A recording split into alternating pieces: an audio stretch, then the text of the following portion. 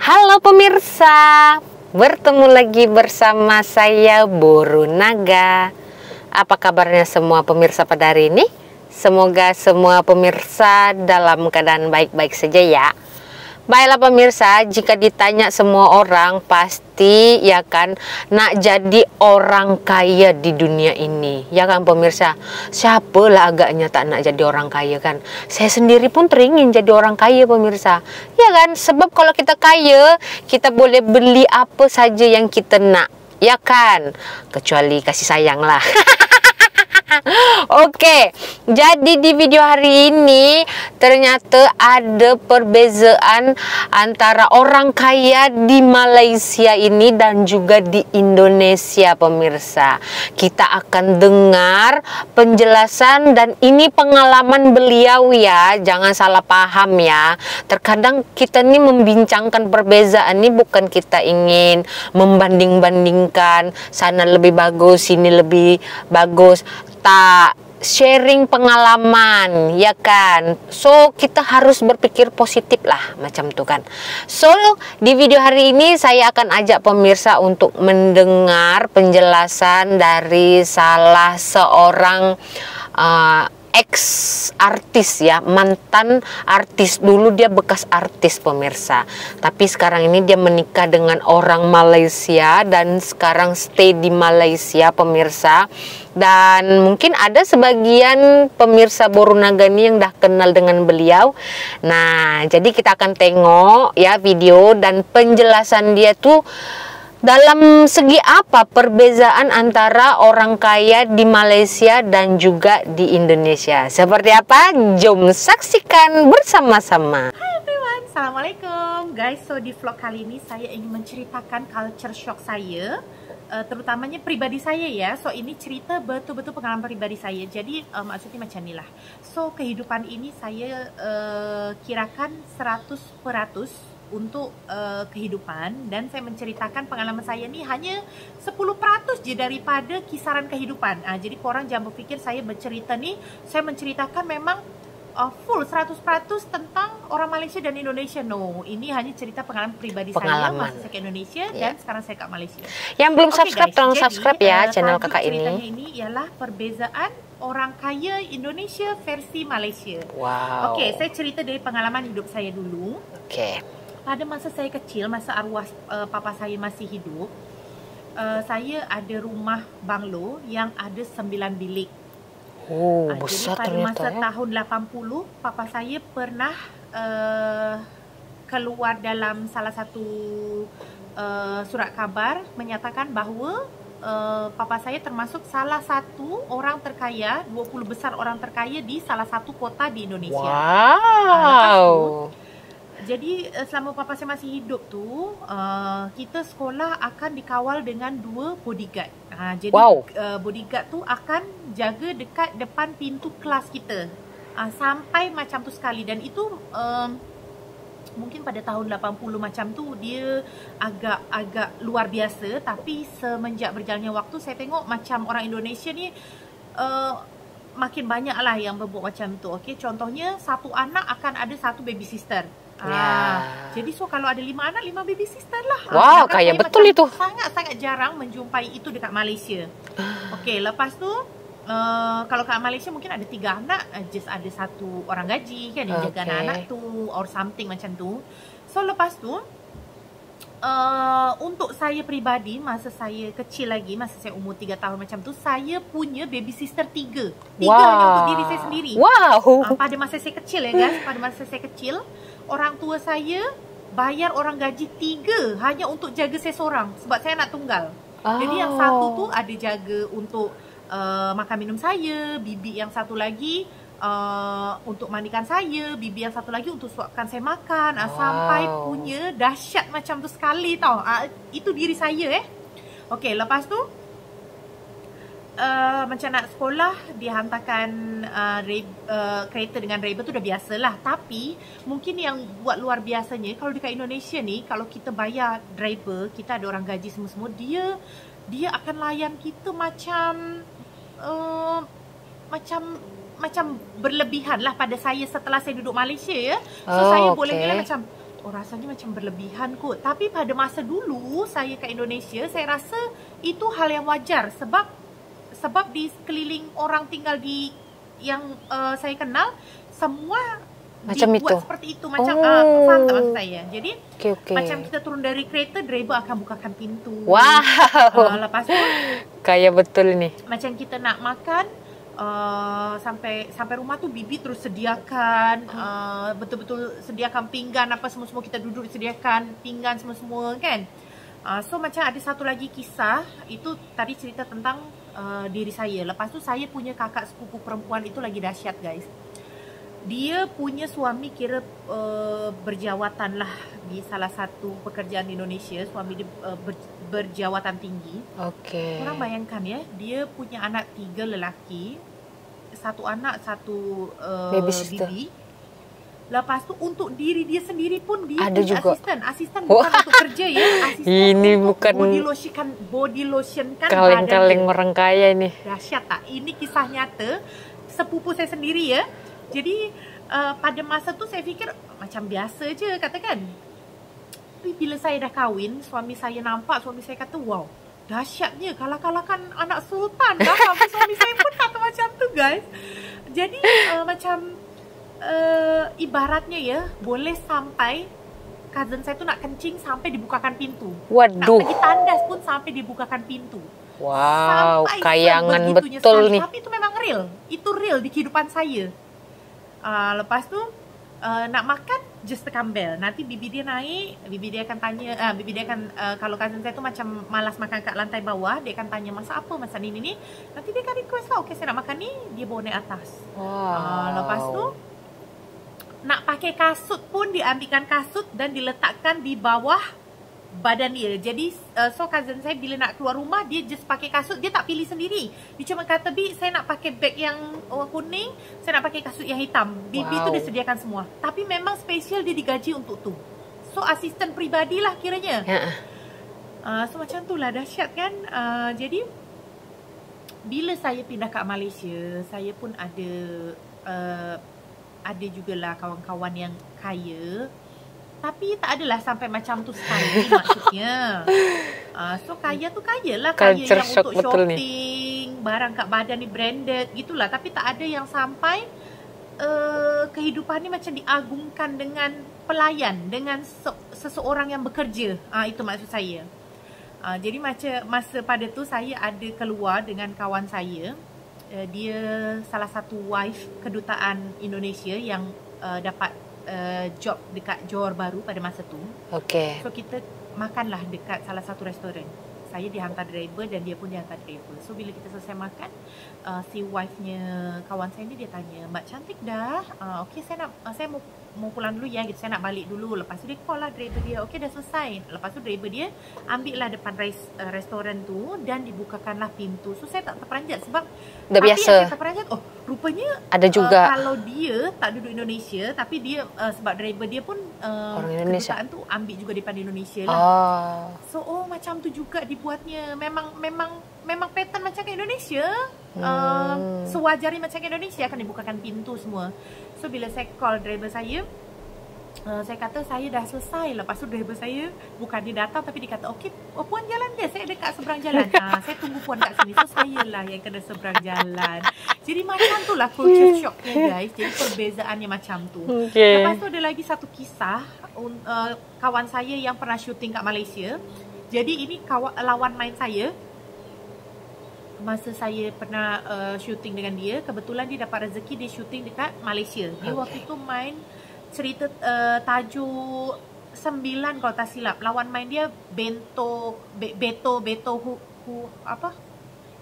siapa gitulah. Saya pun sempat jumpa Beto tu. Saya sempat bergambar dengan dia orang.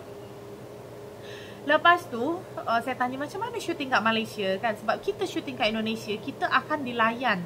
Jadi dekat lokasi syuting pasti akan ada pekerja yang akan macam ambilkan kita air, ambilkan kita minum, kita boleh suruh pergi kedai, macam tu lah. So bila dekat Malaysia, kawan saya kata kita nak makan kita kena ambil sendiri. Kita nak ini, kita nak itu kena ambil sendiri. Jadi macam untuk parking pun kita akan cari parking sendiri. Kalau kat Indonesia kebanyakan tak. Jadi untuk pelakonnya, untuk artis atau aktornya, semuanya selalunya sudah akan disediakan tempat. Macam kursi akan diletak nama macam cantik. Lepas tu air mineral akan diletakkan nama juga cantik. So bila kita nak sudah makan, disediakan. Tolong ambilin itu dong. Nah, nanti pekerja dekat location syuting akan ambilkan kita makan, so kita tinggal makan. Jadi macam tu lah. Jadi kawan saya kata kat Malaysia ni macam untuk di kawasan, untuk di lokasi syuting ya. Jadi macam tak heran sangat lah kalau ada pelakon. So memang dia akan tahu engkau ni pelakon. Habis tu so what? Macam tu jadinya. Biasa je kalau dekat sini. Akan di service, kita akan diagungkan macam tu. Lagi-lagi kiranya kita dah ada nama kan, dah ada nama dalam dunia entertain. So kita sebenarnya kemana-mana lagi senang, nak buka pintu dibukakan, ibaratnya lah, sampai macam tu sekali. So jadi macam tu guys. Jadi pada masa saya model pun, saya ada satu geng yang memang kaya lah boleh dikatakan. Sekejap ya. Lepas tu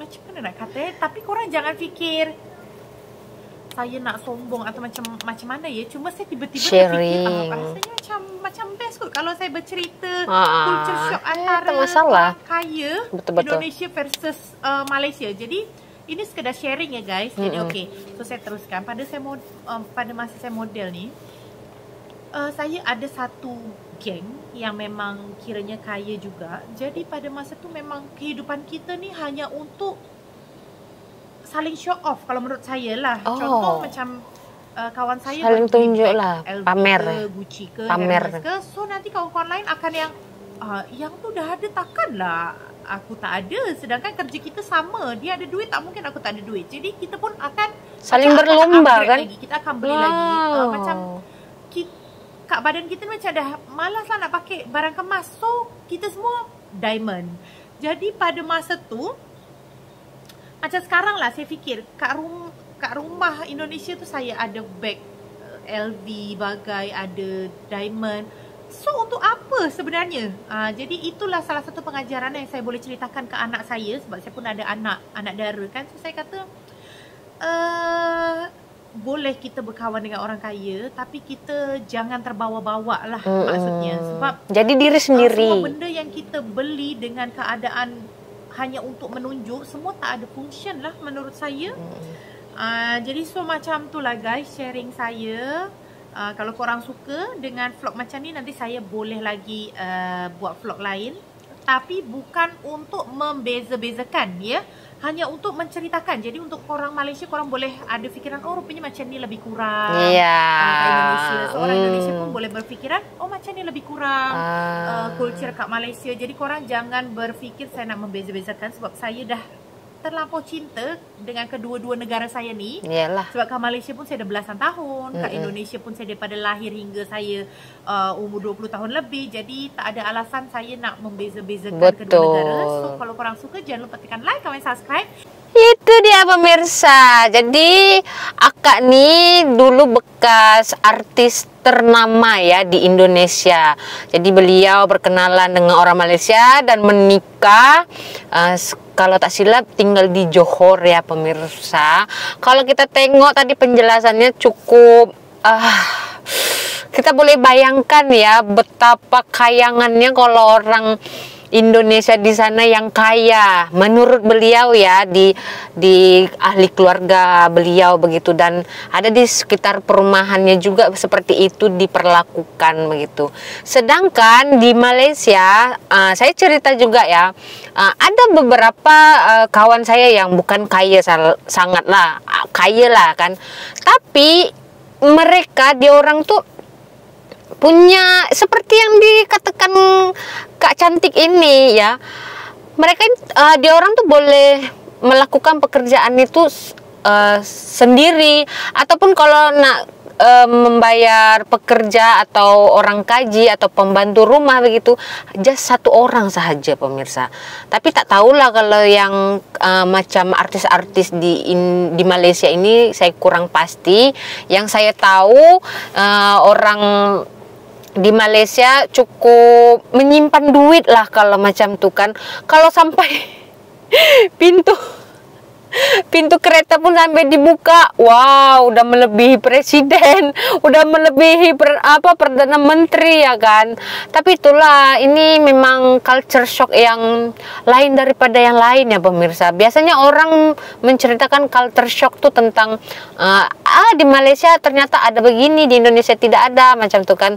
Ini culture shock yang memang di luar perkiraan saya pemirsa. Antara Malaysia dan Indonesia itu orang kayanya ternyata ada sebagian yang seperti itu ya, begitu.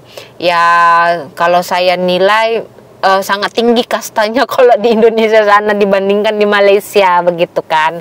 Ramai orang kaya di Malaysia ini kan, orang Cina, orang India, orang Melayu begitu kan, orang Sarawak, orang Sabah, itu ramai yang orang kaya. Tapi kaya-kayanya mereka tak pernah saya tengok sampai pintu dibukakan begitu kan. Tapi kalau macam petinggi-petinggi di Malaysia, saya pasti yakin lah mereka dibukakan pintu ya kan. Itu kan memang kerja para petugasnya, betul tak? Jadi memang sangat memberikan kita informasi ya, dimana kita ini kalau ingin berteman itu boleh je kita berkawan dengan orang kaya, tak salah pun, tapi jangan sampai terikut-ikut lah kan. Sebab di Malaysia saya tengok orangnya jarang show off ya, yang ikut-ikutan atau ingin pamer begitu kan. Dia udah ada nih, aku mesti ada macam nih, tak. Dengan style, di orang fashion pun biasa-biasa aja di Malaysia ini. Dengan pakai t-shirt, boleh dengan pakai seliput Jepun. Sendal swallow, kalau orang Medan bilang sendal swallow tuh boleh pergi ke mall begitu kan. Nah, jadi ini sangat memberikan informasi. Ini sekedar pengalaman beliau, bukan 100% orang di Indonesia seperti itu, dan bukan 100% orang di Malaysia seperti itu, bukan. Ini dia bercerita mengenai pengalaman yang dia lihat, yang dialaminya begitu. Jangan pula kita berpikir dia ingin pamer ya kan, ingin show off gitu kan. Jangan pemirsa ya. Cobalah kita berpikir positif begitu pemirsa. Dan kalau tak silap, Akak ini juga berniaga secara online ya. Pemirsa boleh tengok di video secara fullnya. Saya undang lah pemirsa untuk datang ke channelnya, berikan sokongan, like, subscribe, dan juga boleh order apa saja yang dia niaga begitu kan. Begitu, itu sepertinya adalah pendapatan sampingan begitu kan. Terkadang kalau wanita yang sudah biasa bekerja dan menyimpan uang begitu kan, kalau kita nggak kerja tuh kayak rasa pelik ya kan. Dan itu mungkin dialami kakak ini ya kan. Oke, jadi begitu saja ya pemirsa di video hari ini. Apa menurut pemirsa ya, pendapat pemirsa tentang orang kaya di Indonesia sana dan di Malaysia ini? Apakah benar yang dikatakan kakak cantik ini? Silahkan berikan jawaban di kolom komentar. Kita berjumpa lagi di video selanjutnya. Saya Borunaga, terima kasih, bye-bye.